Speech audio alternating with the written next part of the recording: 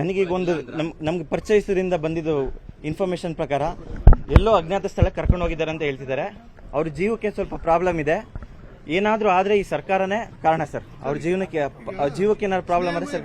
ಒಂದಷ್ಟು ನಕಲಿ ಆಡಿಯೋಗಳನ್ನು ಮಾಡಿ ವೈರಲ್ ಮಾಡಿದ್ರು ಮತ್ತು ಅಧಿಕಾರಿಗಳಿಗೆ ತೇಜೋವಧೆ ಮಾಡೋ ಕೆಲಸವನ್ನು ಮಾಡಿದ್ದಾರೆ ಅಂತೇಳಿ ಯಾರೋ ಕಂಪ್ಲೇಂಟ್ ಕೊಟ್ಟಿದ್ರು ಅಂತ ಅರೆಸ್ಟ್ ಮಾಡಿದ್ದಾರೆ ಅಂತ ಸರ್. ಅದು ನಕಲಿನ ನಿಜಾನ ಅನ್ನೋದನ್ನ ತನಿಖೆ ಮಾಡಿದ್ರೆ ಗೊತ್ತಾಗುತ್ತೆ. ನಾವು ತನಿಖೆ ಮಾಡಿ ಅಂತಾನೆ ಕೊಟ್ಟಿರೋದು ಅವ್ರಿಗೆ.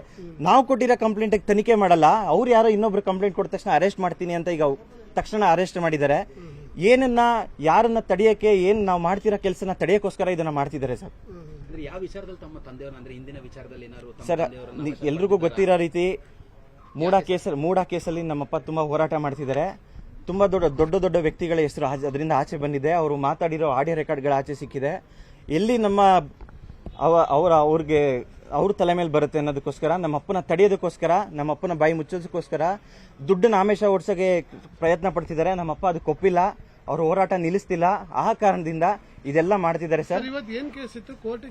ಇವತ್ತು ಸಿದ್ದರಾಮಯ್ಯ ಅವ್ರದ್ದು ಮೂಡಾ ಕೇಸ್ ಇತ್ತು ಸರ್. ಬೆಳಗ್ಗೆ ಅಟೆಂಡ್ ಆಗಿದ್ವಿ, ಮಧ್ಯಾಹ್ನಕ್ಕೆ ಟೈಮ್ ಕೊಟ್ಟಿದ್ರು ಆರ್ಗ್ಯುಮೆಂಟ್ ಮಾಡಕ್ಕೆ.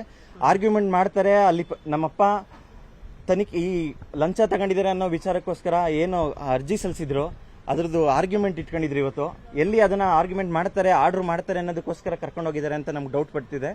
ಅವ್ರು ಎಲ್ಲಿ ಹೋಗಿದ್ದಾರೆ, ಎಲ್ಲಿ ಕರ್ಕೊಂಡು ಹೋಗ್ತಿದ್ದಾರೆ ಅನ್ನೋದು ಏನು ಗೊತ್ತಿಲ್ಲ ಸರ್. ಸರ್ ನಮ್ಗೆ ಅವರು ಬಂದೇ ಇಲ್ಲ ಅಂತ ಹೇಳ್ತಿದ್ದಾರೆ. ಕರ್ಕೊಂಡೋಗಿ ಈಗಾಗಲೇ 3 ಅವರ್ ಆಗಿದೆ. 2 ಗಂಟೆ 2 ಕಾಲಕ್ಕೆ ಕರ್ಕೊಂಡು ಹೋಗಿರೋದು. ಇದುವರೆಗೂ ಅವ್ರು ಎಲ್ಲಿದ್ದಾರೆ, ಏನ್ ಮಾಡ್ತಿದ್ದಾರೆ, ಯಾರು ಕರ್ಕೊಂಡು ಹೋಗಿದ್ದಾರೆ ಏನು ಇನ್ಫಾರ್ಮೇಶನ್.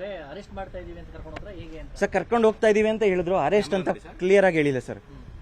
ಕ್ಲಿಯರ್ ಆಗಿ ನಾವು ಅರೆಸ್ಟ್ ಮಾಡ್ತಿದೀವಿ, ಇಂಥ ಕಾರಣಕ್ಕೆ ಮಾಡ್ತಿದೀವಿ, ಇಂಥ FIR ಆಗಿದೆ, ಏನು ಪ್ರತಿಯೊಂದು ಹೇಳಿಲ್ಲ. ನನಗೆ ಸಿಸಿಬಿ ಅಧಿಕಾರಿಗಳು ಬಂದು ಸರ್ಚ್ ಮಾಡಿದ್ದಾರೆ ಯಾವ ಕಾರಣಕ್ಕೆ ಅಂತ ಸರ್ಚ್ ವಾರೆಂಟ್ ತರ್ತಿದೀವಿ ಅಂತ ಹೇಳಿದ್ದಾರೆ ಸರ್. ಸಿಸಿಬಿಲಿ ಒಂದು ಕಂಪ್ಲೇಂಟ್ ಆಗಿದೆ.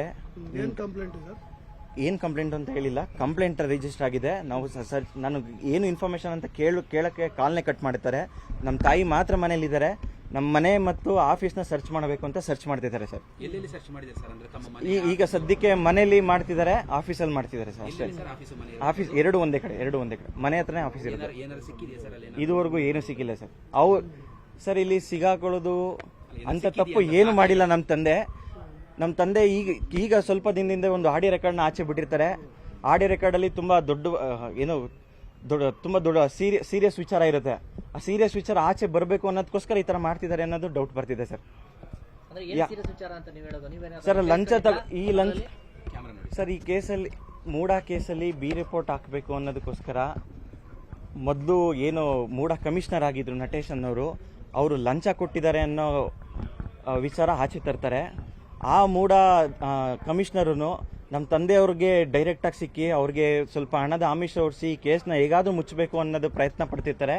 ಆ ಕಾರಣಕ್ಕೋಸ್ಕರ ಇನ್ನೊಬ್ಬರಿಗೆ ಕಾಲ್ ಮಾಡಿ ನಮ್ಮ ಅಪ್ಪನಿಗೆ ಪರಿಚಯ ಇರೋದ್ರಿಂದ ಅವ್ರನ್ನ CMI ಕೃಷ್ಣವ್ರನ್ನ ನಮಗೆ ಪರಿಚಯ ಮಾಡಿಸಿ ನಾವು ಡೈರೆಕ್ಟಾಗಿ 1 to 1 ಮಾತಾಡಬೇಕು ಅಂತ ಹೇಳಿರ್ತಾರೆ. ಆ ರೆಕಾರ್ಡನ್ನು ನಮ್ಮಪ್ಪ ಆಚೆ ಬಿಟ್ಟಿರ್ತಾರೆ ಸರ್. ಅದ್ರ ಜೊತೆಗೆ ಇನ್ನೂ ರೆಕಾರ್ಡ್ಗಳಿದೆ. ನಮ್ಮಪ್ಪ ಇದನ್ನ ತನಿಖೆ ಮಾಡಿ ಈ ಥರ ಆಮಿಷ ಒಡ್ಡು ಈ ಕೇಸ್ನ ಮುಚ್ಚಕ್ಕೆ ಪ್ರಯತ್ನ ಪಡ್ತಿದ್ದಾರೆ ಅಂತ ನಮ್ಮಪ್ಪ ಕೋರ್ಟ್ಗೆ ಅಪ್ಲಿಕೇಶನ್ ಕೊಟ್ಟಿದ್ದಾರೆ, ಲೋಕಾಯುಕ್ತಕ್ಕೆ ಕಂಪ್ಲೇಂಟ್ ಕೊಟ್ಟಿದ್ದಾರೆ, ED ಅವ್ರಿಗೆ ಕಂಪ್ಲೇಂಟ್ ಕೊಟ್ಟಿದ್ದಾರೆ. ಇದೆಲ್ಲ ವಿಚಾರ ಆಚೆ ಬರುತ್ತೆ ಅನ್ನೋದಕ್ಕೋಸ್ಕರ ಇದನ್ನ ನಮ್ಮಪ್ಪನ ಈ ಕೇಸಿಂದ ಹಿಂದೆ ಸರಿಸೋಕ್ಕೋಸ್ಕರ ಇದೆಲ್ಲ ಪ್ರಯತ್ನ ಮಾಡ್ತಿದ್ದಾರೆ ಸರ್. ಸರ್ ಸದ್ಯಕ್ಕೆ ನನಗೆ ಗೊತ್ತಿರಾಗೆ ಏನ್ ಮೀಡಿಯಾದವರು ಸಿಕ್ಕಿದೆ ಅಷ್ಟು ಮಾತ್ರ ಆಡಿಯೋ ಸಿಕ್ಕಿದೆ ಸರ್. ಈ ಕೇಸಲ್ಲಿ ತನಿಖೆ ಮಾಡಿದ್ರೆ ಗೊತ್ತಾಗುತ್ತೆ ಯಾರ್ಯಾರು ಇದ್ದಾರೆ, ಏನೇನು ಮಾತಾಡಿದ್ದಾರೆ, ಏನೇನು ವಿಚಾರಗಳಿದೆ ಅನ್ನೋದು ತನಿಖೆ ಬರುತ್ತೆ. ಆ ತನಿಖೆ ಮಾಡಬಾರ್ದು ಅನ್ನೋದಕ್ಕೋಸ್ಕರ ಇದನ್ನ ನಮ್ಮಪ್ಪನ ಹಿಂದೆ ಸರಿಸೋಕ್ಕೋಸ್ಕರ ಇದೆಲ್ಲ ಕೆಲಸ ಮಾಡ್ತಿದ್ದಾರೆ.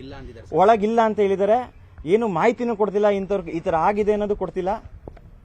ಸ್ವಲ್ಪ ನಮಗೆ ಆತಂಕ ತುಂಬಾ ಇದೆ ಸರ್. ನಿರ್ಭೀತ, ನಿಷ್ಪಕ್ಷಪಾತ, ವಿಶ್ವಾಸಾರ್ಹ ಸುದ್ದಿಗಳಿಗೆ ಮತ್ತೊಂದು ಹೆಸರಾಗಿರುವ ನ್ಯೂಸ್ 18 ಕನ್ನಡ ಈಗ ಆಪ್ನಲ್ಲೂ ಲಭ್ಯವಿದೆ. ದಯವಿಟ್ಟು ಇಲ್ಲಿರುವ QR ಕೋಡ್ ಸ್ಕ್ಯಾನ್ ಮಾಡಿಕೊಂಡು ಆಪ್ ಡೌನ್ಲೋಡ್ ಮಾಡೋದಕ್ಕೆ ಮರಿಬೇಡಿ. ನಿಮ್ಮ ಬೆಂಬಲ ಹೀಗೆ ಸದಾ ನಮ್ಮೊಂದಿಗಿರಲಿ. ಧನ್ಯವಾದ.